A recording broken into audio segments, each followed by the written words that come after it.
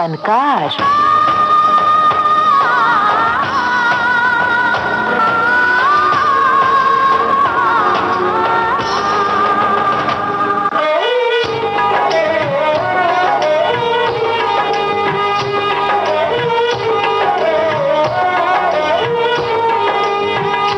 श्रोताओं नमस्कार। आज के फनकार कार्यक्रम में आपका स्वागत है। किसी भी फिल्म को बड़े पर्दे पर लाने के लिए पर्दे के पीछे एक बड़ी टीम काम करती है। सबसे पहले कहानी तय होती है, फिर पटकथा संवाद के बाद अभिनेता का चयन होता है और फिल्म बनाने की प्रक्रिया शुरू की जाती है। इस बात से ही आप अंदाजा लगा सकते हैं कि फिल्म में एक पटकथाकार की अहमियत क्या होती है।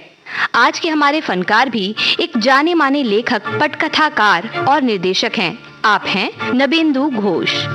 धरती कहे पुकार के, बीज बिछा ले प्यार के, मौसम बीता जाए, मौसम बीता जाए, मौसम बीता जाए, मौसम बीता जाए, मौसम बीता जाए, मौसम बीता जाए।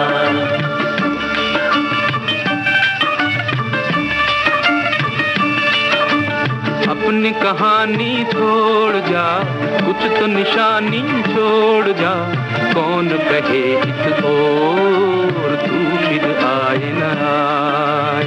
मौसम बीता जाए, मौसम बीता जाए, मौसम बीता जाए, मौसम बीता जाए।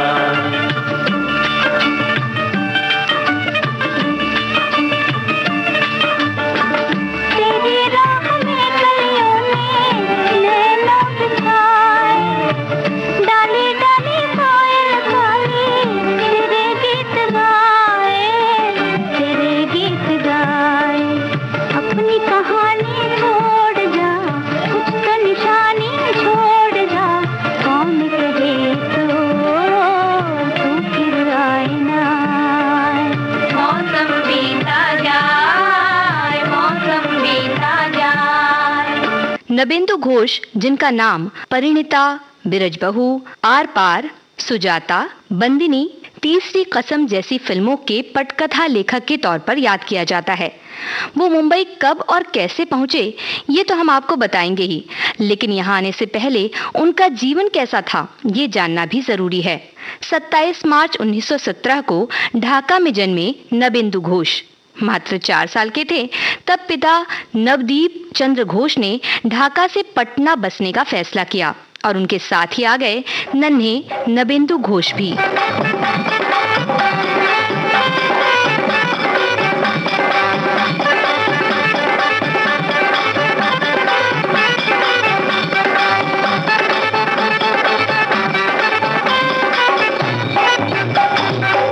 चलत मुसाफिर मोहलिया रे पिंजड़े वाली मुनिया, चलत मुसाफिर मोहलिया रे पिंजड़े वाली मुनिया, चलत मुसाफिर मोहलिया रे पिंजड़े वाली मुनिया, चलत मुसाफिर मोहलिया रे पिंजड़े वाली मुनिया।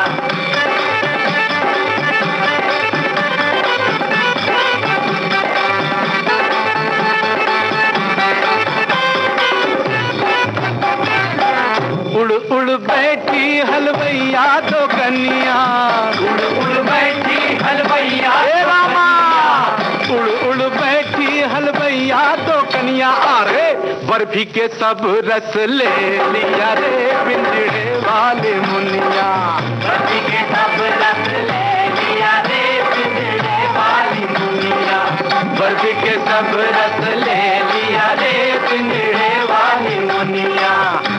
नबेंदु घोष के पिता एक प्रसिद्ध कीर्तन गायक थे। दुर्गा पूजा के मौके पर वो कई नाटक भी किया करते। ऐसे ही एक नाटक के दौरान नबेंदु बने सखी। इस नाटक के दौरान उन्हें लगा कि मानो वो वाकई सखी हों और उस पल को जी रहे हों। पिता ने उन्हें बताया कि उन्हें जो महसूस हुआ वो रस है और कला में रस का होना बहुत जरूरी है। बाद के दिनों में नबेंदु घोष बतौर स्टेज एक्टर काम किया करते। उस दौर के मशहूर डांसर उदय शंकर के स्टाइल के डांस में नबेंदु घोष माहिर थे और उन्होंने डांस के जरिए कई मेडल भी अपने नाम किए। दिल से से तुझको बेदिली है, मुझको है दिल का गुरूर। तू ये माने के न माने, लोग मानेंगे जरूर। ये मेरा दीवानापन है या मोहब्बत का सुरूर। ये मेरा दीवानापन है या मोहब्बत का सुरूर। तू न पहचाने तो है ये तेरी नजरों का कसूर। ये मेरा दीवानापन है।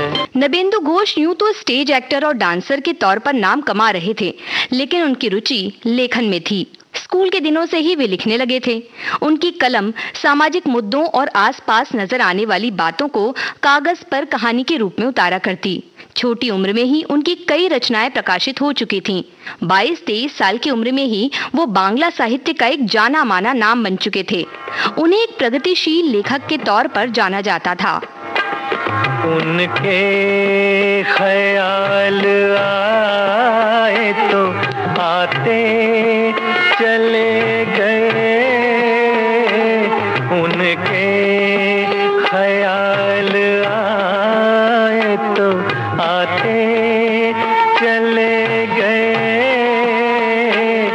दीवाना जिंदगी को बनाते चले गए, उनके ख्याल।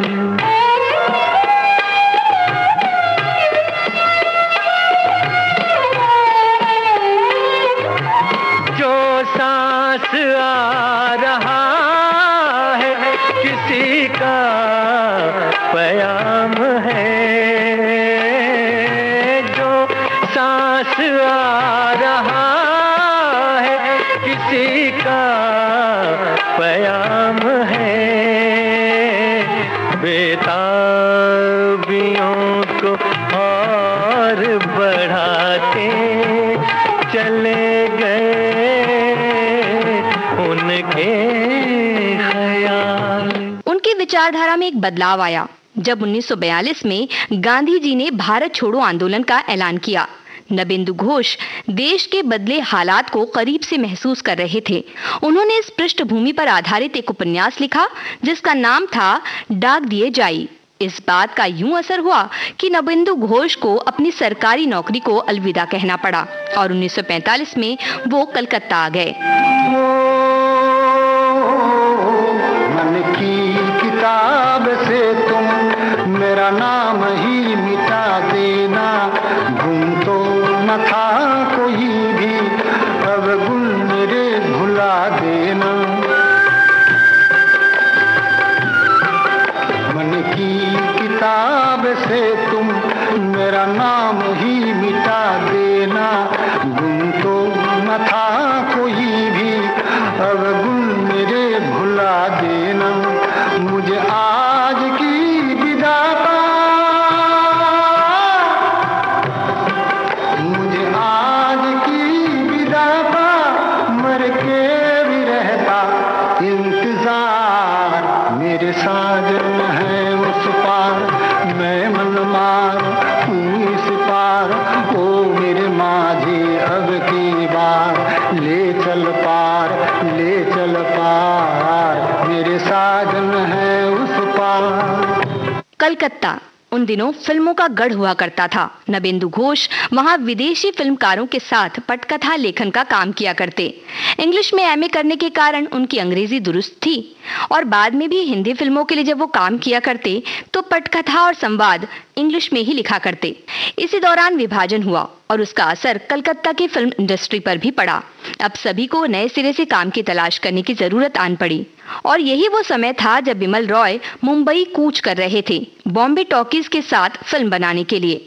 उनके साथ उनकी एक बड़ी टीम थी जिसमें ऋषिकेश मुखर्जी, असित सेन, पॉल महेंद्र, कमल बोस और सलील चौधरी थे। बाद में नबेंदु घोष को भी उन्होंने साथ ले लिया। होता तो पीपल में होती अमर लता तेरी, होता तो पीपल में होती अमर लता तेरी, तेरे गले माला बनके बड़ी मुस्कुराती रे, सुनू मेरे साथी रे, सुन मेरे बंधु रे, सुनो मेरे मितवा, सुनो मेरे साथी रे।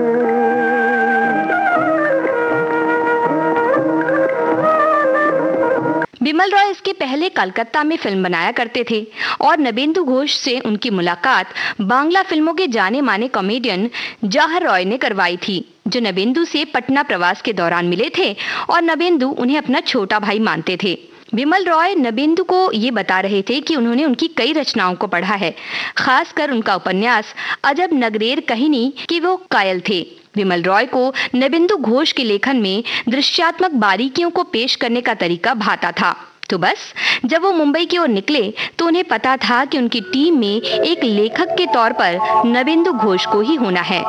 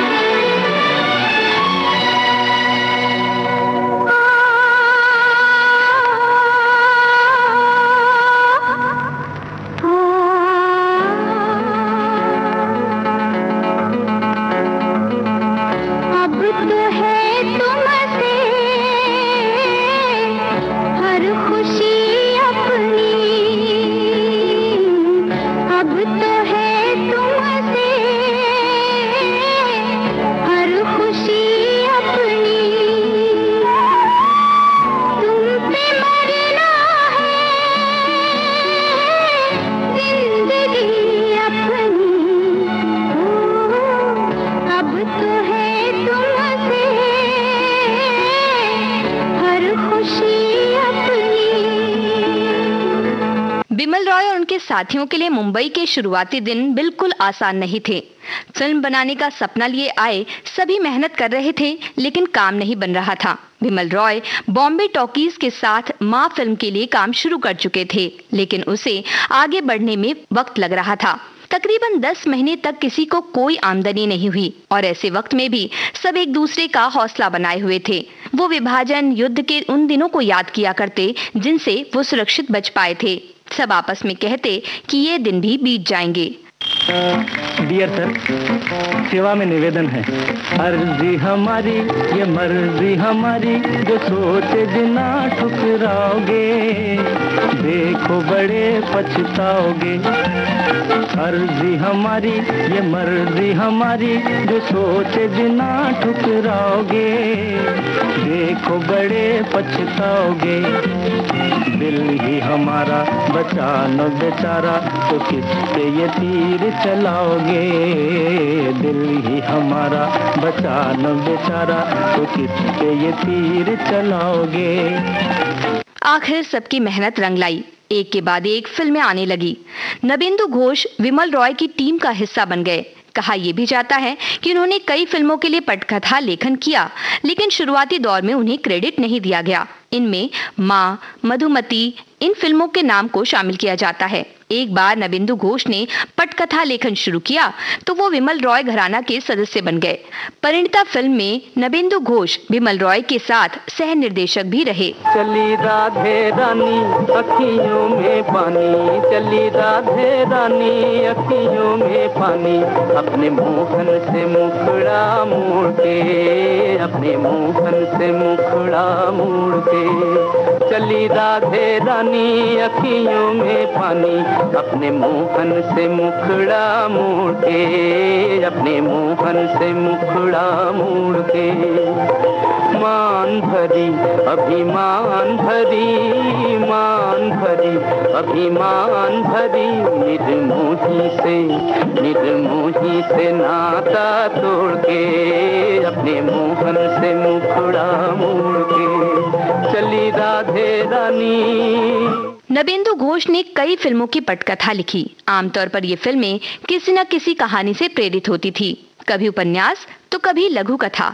इसे एक फिल्म की पटकथा में बदलने का हुनर नबेंदु घोष के पास था। वो इस खूबसूरती से कहानियों को पटकथा में बदलते कि लगता जैसे उनकी ही कहानी हो। कहानियों से प्रेरित कुछ ऐसी ही फिल्में हैं: परिणीता, बिरजबहू, देवदास, यहूदी, बंदिनी और सुजाता।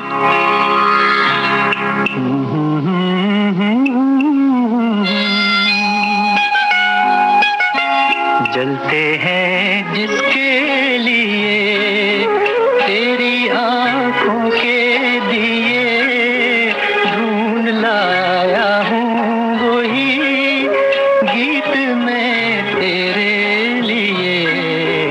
जलते हैं जिसके लिए। नबेंदु घोष को पटकथा लेखन में अग्रणी भी माना जाता है। उनके बारे में ये मशहूर था कि अगर किसी फिल्म की पटकथा वो लिख रहे हैं तो डायरेक्टर अगर एक्शन और कट ही कह दे तो फिल्म पूरी बन जाएगी। इसका कारण था नबेंदु घोष की पटकथा लेखन का अंदाज। वो कुछ इस तरह पटकथा तैयार करते कि कहीं भी संशय की कोई गुंजाइश ही बाकी नहीं रहती।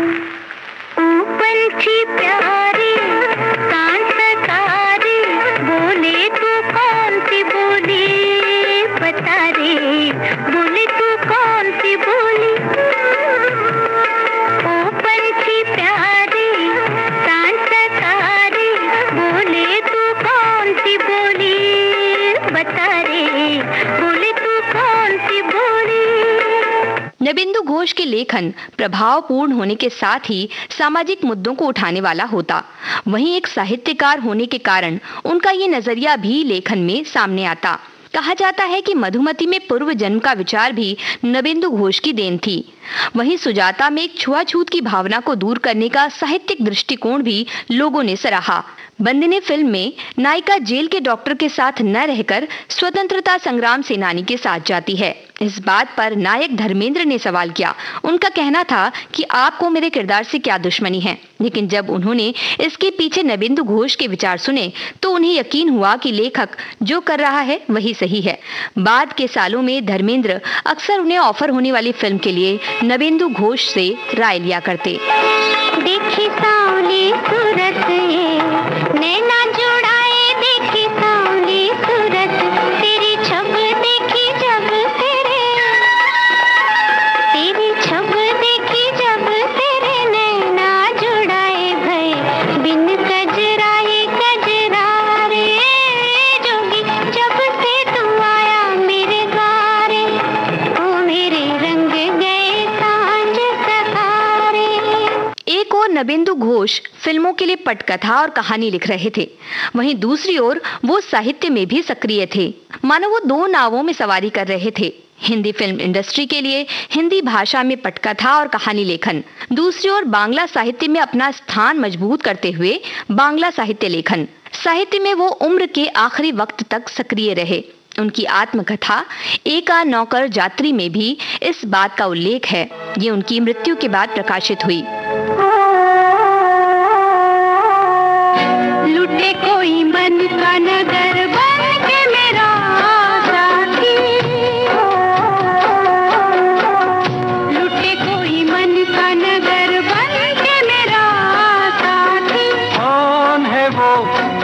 दोनों में कभी ऐसा कहीं होता है, ये तो बड़ा धोखा है। लुटे कोई मन का नजर बन के मेरा साथी। पटकथा के लिए वो विमल रॉय घराने में ही काम किया करते थे। बाद में जब विमल रॉय ने उन्हें बाहर काम करने की अनुमति दी, तब भी उन्होंने बेहतरीन काम किया। उन्होंने विमल रॉय के अलावा ऋषिकेश मुखर्जी के साथ मंजली दीदी और अभिमान, फणी मजुमदार के साथ बादबान, गुरुदत्त के लिए आर पार, शक्ति सामंत के लिए इंसान जाग उठा, बासु भट्टाचार्य के लिए तीसरी कसम, आशीष सेन के लिए शराफत, दुलाल गुहा के लिए दो अनजाने और सुभाष घई के लिए क्रोधी जैसी फिल्मों में काम किया।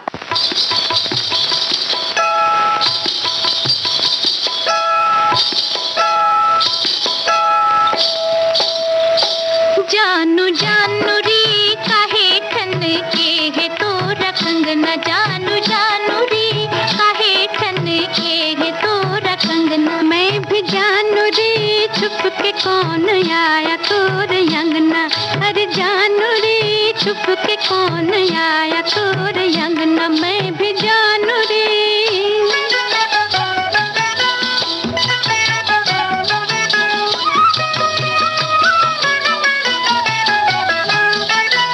नबेंदु घोष कहानी और पटकथा लेखन से तो जुड़े ही हुए थे, लेकिन सेट पर होने के कारण कई बार फिल्मों में छोटे छोटे किरदारों में भी नजर आते। उनका किरदार बेहद छोटा होता, लेकिन फिल्म की कहानी में कुछ जोड़ जाता। धर्मेंद्र, सुनील दत्त जैसे अभिनेता कहते कि नबेंदु दा यूं बैठे बैठे उठाते हैं और बड़ी सहजता से दमदार अभिनय कर वापस अपनी जगह बैठ जाते हैं। उनके ऐसे ही कुछ किरदार दिखे फिल्म लुकोचुरी, 2 बीघा जमीन, मधुमती और तीसरी कसम में। तुम्हारे महल चौबारे यहीं रह जाएंगे सारे, तुम्हारे महल चौबारे यहीं रह जाएंगे सारे। अकड़ किस बात की प्यारे, अकड़ किस बात की प्यारे, ये सर फिर भी झुकाना है। सजन रे झूठ मत बोलो, खुदा के पास जाना है।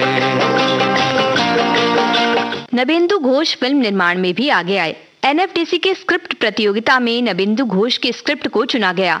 इसमें इनाम स्वरूप उन्हें उस स्क्रिप्ट पर फिल्म बनाने का मौका मिला और इस तरह बनी फिल्म त्रिशग्नि, जिसके लिए उन्हें सर्वश्रेष्ठ निर्देशक का राष्ट्रीय फिल्म पुरस्कार भी मिला।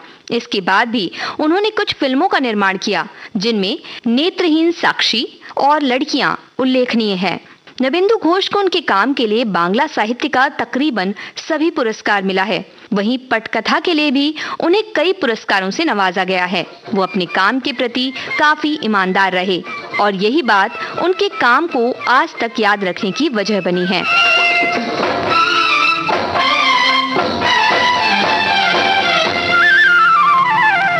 पान खाए सैया हमारो, सौली सूरतिया होठ लाल लाल, हाय हाय मलमल का कुर्ता, मलमल के कुर्ते पे छीट लाल लाल। पान खाए सैया हमारो।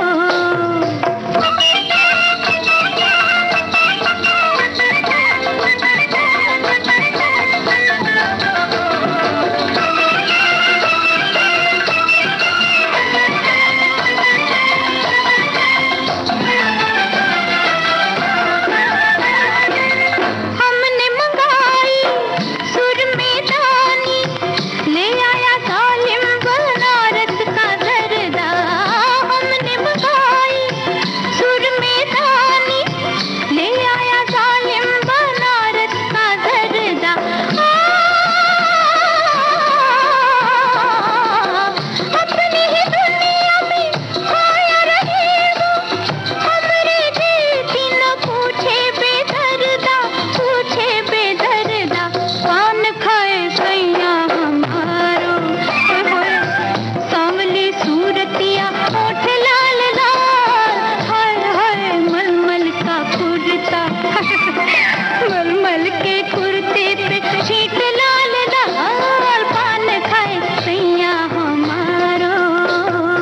नबेंदु घोष ने अपने जीवन काल में 26 उपन्यास और 14 लघु कथा संग्रह लिखे।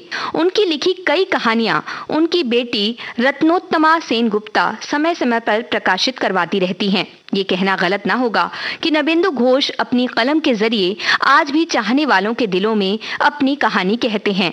15 दिसंबर 2007 को 90 वर्ष की उम्र में उन्होंने इस दुनिया के रंगमंच को अलविदा कहा। अंतिम समय तक वो साहित्य के क्षेत्र में सक्रिय बने रहे।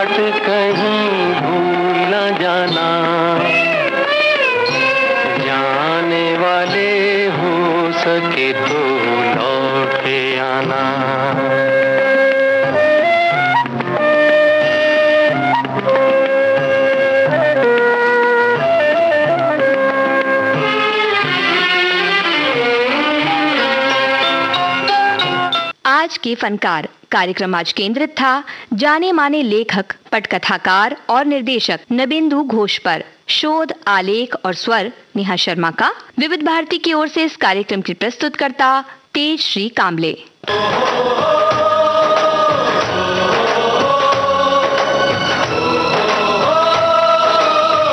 आज के फनकार।